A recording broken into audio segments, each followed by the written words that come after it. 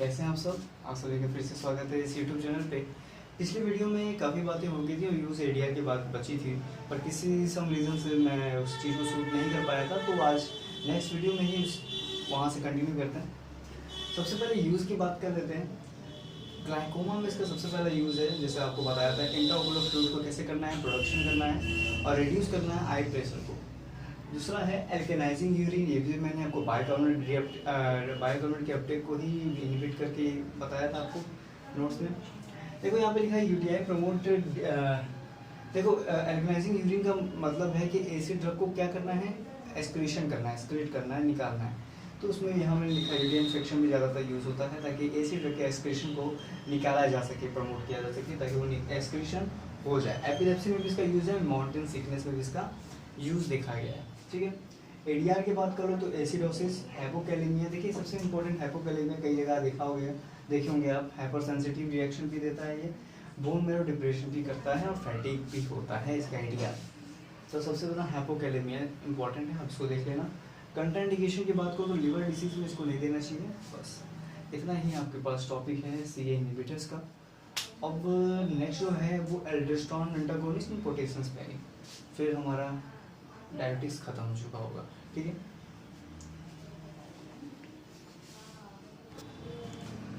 So guys, potassium sparing diabetes में modes of action वगैरह सब देखना है आज।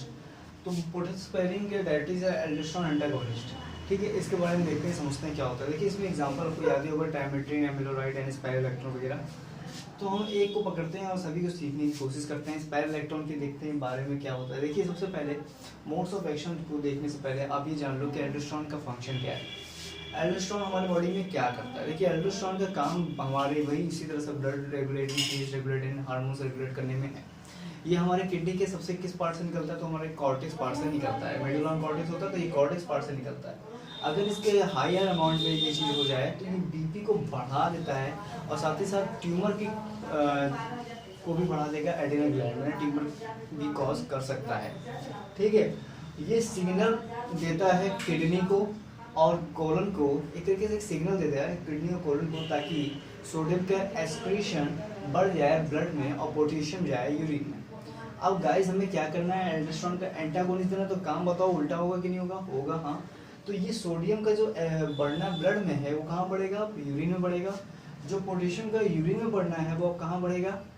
ब्लड में आएगा। यानी रीअब्जॉर्प्शन पोटेशियम का होगा, ना कि सोडियम का। गाइस अब आपको याद है डायबिटीज का सबसे बड़ा काम वही रीअब्जॉर्प्शन को बंद कर देना सोडियम के। तो मोड्स ऑफ एक्शन इसी पे ही बेसिस है, इसलिए मैंने इसको एक्सप्लेन किया। लीवर में स्पाइरोलैक्टोन, ये लीवर में प्रोसेस हो रहा है कि स्पाइरोलैक्टोन कन्वर्ट होता है कैनरियोन में, जो एंटी मेटाबोलाइट्स है। इसको याद रख लेना। ठीक है, एक्टिव मेटाबोलाइट्स क्या है, सॉरी एंटी बोला था, सॉरी एक्टिव मेटाबोलाइट्स है कैनरियोन। ठीक है, ये स्पाइरोलैक्टोन एमआर से बाइंड करता है। MR, what is MR? तो मिनरल कॉर्टिकॉइड का रिसेप्टर है जहाँ पे ये बाइंड करता है, जो एल्डोस्टेरोन डिपेंडेंट होता है। और यहाँ पे सोडियम और पोटेशियम एक्सचेंज साइट पे ये बाइंड कर रहा है। लोकेशन डीसीटी है, याद रखना लोकेशन क्या है, डीसीटी।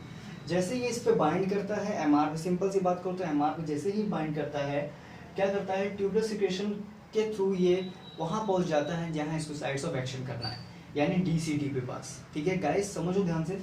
स्पाइरोलैक्टोन सबसे पहले कहाँ बाइंड किया? एमआर के पास। उसके बाद ये वहाँ पहुँचेगा डीसीटी पे, किस तरह से? ट्यूबुलर सिक्रेशन के द्वारा।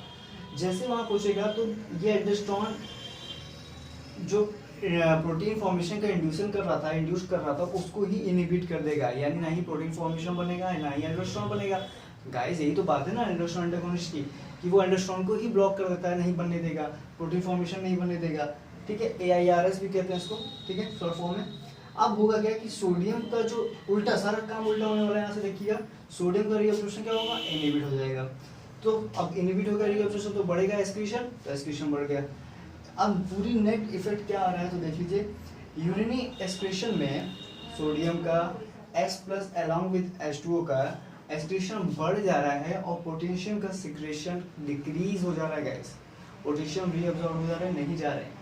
अब जैसे मैंने प्रोटीन फॉर्मेशन की बात की, तो अब गैस आराम से अनुमान लगा सकते हो कि माइटोकॉन्ड्रिया की भी नंबर सेल्स कम हो जाएंगी और साथ ही साथ कम हो जाएंगी एटीपी की प्रोडक्शन भी। तो पोटेशियम स्पेरिंग डायबिटीज का यही हमारा खेल था। गाइस मैं फिर से एक बार रिपीट कर देता हूँ बहुत ही शॉर्टली तरीके से। सबसे पहला ये काम जो करता है, ये करता क्या है, एमआर पे बाइंड करता है, ठीक है, मिनरल कॉर्टिकॉइड रिसेप्टर पे बाइंड करके डीसीटी तक पहुंचने में मदद करता है ट्यूबुलर सिक्रेशन। जैसे ही वहाँ पहुंच जाता है एल्डोस्टेरोन को इनहिबिट कर देता है और प्रोटीन फॉर्मेशन भी इनहिबिट हो जाती है, जिसके कारण से माइटोकॉन्ड्रिया की सेल्स भी खत्म हो जाती हैं और या रिड्यूस हो जाती हैं, और साथ ही साथ हमारा एटीपी प्रोडक्शन भी कम होने लगता है, ठीक है गाइस। और इसके बाद ही जस्ट सोडियम का रीअब्जॉर्प्शन बंद हो जाता है, पोटेशियम का एक्सक्रीशन कम हो जाता है और सोडियम का एक्सक्रीशन बहुत ज़्यादा बढ़ जाता है, साथ ही साथ H2O या फिर H+ के साथ ये एक्सक्रीशन को बढ़ा देता है। बहुत ही सिंपल था पोटेशियम स्पेरिंग डायरेटिक्स। अब ADR और उसके बाकी पॉइंट्स की बात करते हैं। सो पोटेशियम स्पेरिंग का कुछ पॉइंट्स, यूज सबसे पहले देखते हैं। यूज इसका देखिए, थायराइड और लूप को अगर दोनों को कॉम्बिनेशन में यूज़ करोगे तो कॉन्ट्रैक्शन हो जाएगा पोटेशियम लॉस का।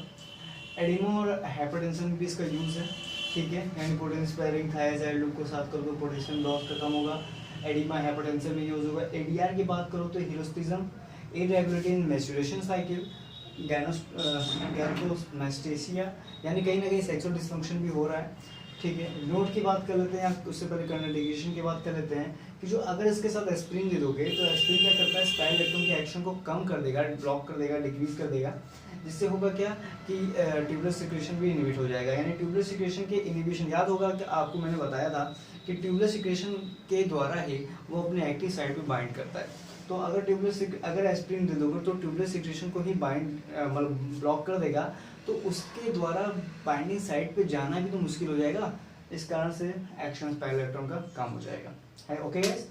अगर पोटेशियम को एसी इनहिबिटर के साथ देते हैं तो एलिवेशन हो सकता है सीरम में, ठीक। नोट की बात करें तो सबसे पहला नोट है कि एम्ब्यूराइड और ट्राइमेट्रिन सोडियम को ब्लॉक करता है, डीसी यानी फिर कह सकते हो डीसीटी वगैरह जो डिस्टल कम्युनिकेटेड ट्यूब्यूल था, और साथ ही साथ CD यानी करेटिन डक्ट में वहाँ पे सोडियम के ब्लॉक कर सकते हैं सोडियम को, और इस कारण से क्या होगा, सोडियम डिक्रीज हो जाने वाला है, उसका रीअब्जॉर्प्शन डिक्रीज होने वाला है, ठीक है। साथ ही साथ कुछ पॉइंट्स और हैं कि आपका जो ये नोट पॉइंट बता रहा हूँ कि जो हमारा एल्डोस्टेरोन ब्लॉकर है, ठीक है, ये इंटरैक्ट कर सकता है एंड्रोजन के साथ, प्रोजेस्टेरोन के साथ भी साथ, ठीक है। एम्प्लिवियन एक ऐसा है जिसकी लोअर एफिनिटी होती है। मैंने सारे पॉइंट्स बताए हैं, सब पॉइंट बस आप नोट कर लो गाइस, इसमें कोई ऐसा नहीं है, ठीक है। जो कॉन्सेप्ट वाइज है मैं उसको रिपीट करके फिर से बता दूंगा, ठीक है। तो ये आपके कुछ पॉइंट्स हैं, कंट्राइंडिकेशन, ADR एंड यूज। सो अब कुछ ज़्यादा बचा नहीं है, मेरे ख्याल से सिर्फ 2 ही पॉइंट बचे हैं, उसको ही ख़त्म करते हैं।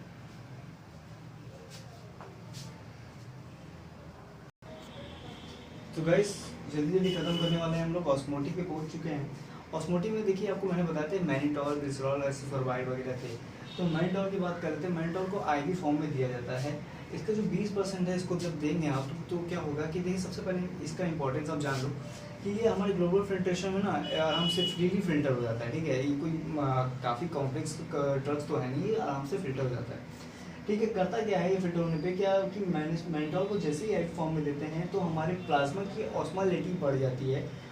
जिस ऑस्मोलिटी का बढ़ने का मतलब क्या है कि जो हमारा फ्लूइड है वो अब इंट्रासेलुलर कंपार्टमेंट से ECF में जाएगा, यानी एक्स्ट्रा सेलुलर फ्लूइड में जाएगा। तो देखिए इस तरह से ये ICC से ECF में जा रहा है। ICC यानी इंट्रासेलुलर कंपार्टमेंट और ECF यानी एक्स्ट्रा सेलुलर फ्लूइड, यानी यहाँ पे शिफ्टिंग ऑफ फ्लूइड हो रही है टू ECF, ठीक है। ECF में शिफ्ट होने के कारण फ्लूइड का, तो ECF की वॉल्यूम बढ़ेगी ही, जाहिर सी बात है। जैसे इसका वॉल्यूम बढ़ जाता है तो ग्लोबुलर फिल्ट्रेशन जो नॉर्मल वे में हो रहा था वो उसकी रेट बढ़ जाती है। अब मैंने गाइस बताया था कि मैनिटॉल जो हमारा ग्लोबुलर फिल्ट्रेशन में आराम से फ्रीली फिल्टर होता है, तो वही यहाँ पे होने वाला है कि जैसे ग्लोबुलर फिल्ट्रेशन की इंक्रीज रेट बढ़ जाती है, ऑस्मोलिटी भी बढ़ जाती है ट्यूबुलर फ्लूइड्स की, और उसके कारण जो H2O NaCl है उनका रीअब्जॉर्प्शन रुक जाता है, नेफ्रॉन में ही वो रहता है, ना कि वो ब्लड में जाएगा।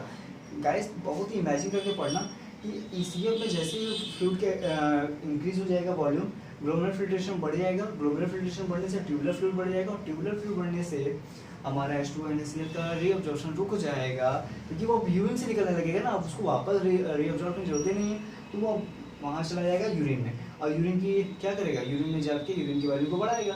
तो जो नेट इफेक्ट अगर मैं बताऊं तो नेट इफेक्ट क्या है कि यूरिनरी एक्सक्रीशन हो सकता है सोडियम का, पोटेशियम का, कैल्शियम का, मैग्नीशियम का, Cl का, बाइकार्बोनेट का एंड देन फॉस्फेट का। इन सभी का ये क्या कर देता है, यूरिनरी एक्सक्रीशन कर देता है गाइस। देखो अगर बात करें कैल्शियम का, तो मैं एक इम्पॉर्टेंट बता दे रहा हूँ आपको, थायराइड ज़्यादातर कैल्शियम को बढ़ाने के लिए जाना जाता है, ऑस्टियोपोरोसिस को ही के ट्रीटमेंट के लिए जाना जाता है। ठीक है, मैं ऐसी पॉइंट बताती हूँ आपको। यूज़ की बात देख लेते हैं। यूज़ में सबसे पहले इसका बिफोर न्यूरो सर्जरी में यूज़ किया जाता है और साथ ही साथ ग्लूकोमा के ऑपरेशन में भी इसका यूज़ रहता है। तो ये आपका सिंपल सा है मैंटॉल है, इतना ही पढ़ लो, बहुत अच्छा है, तरीके से समझ लो कि ऑस्मोटिक से ज़्यादा क्वेश्चन बनते नहीं है, सिर्फ इतना बनता है कि मैंटॉल का क्या मोस्ट ऑफ एक्शन है, अगर पूछ लेगा तो आप बता सकते हो। सिंपली बात किया जाए तो shifting of fluid ICS to ACF and then बात कर सकते हो लॉग the reabsorption of H2 and NaCl test से किया। ठीक है, इतना ही पढ़ना है। अब ऑस्मोटिक खत्म हो गया है, एक आखिरी बचा है ज़ैंथीन, उसको भी देख लेते हैं। सो गाइस ज़ैंथीन पे बात कर रहे थे। ज़ैंथीन में बस इतना ही पॉइंट्स आपको जानना है कि ये रेनल ब्लड फ्लो को बढ़ा देता है और साथ ही साथ सोडियम और H2 के रीअब्जॉर्प्शन को ब्लॉक कर देता है, खत्म कर देता है PCT में। ठीक है, यूज़ की बात करो तो ब्रोंको डायलेटर है सिर्फ, बस इतना ही पॉइंट काफ़ी है। सो गाइस डायबिटिक्स खत्म हो चुका है, एंटी डायबिटिक्स की बात करते हैं जो ज़्यादा बड़ा नहीं है, उसको भी खत्म कर देते हैं, फिर हम ब्रेन की तरफ चलेंगे। ठीक, मिलते हैं आपको नेक्स्ट वीडियो में।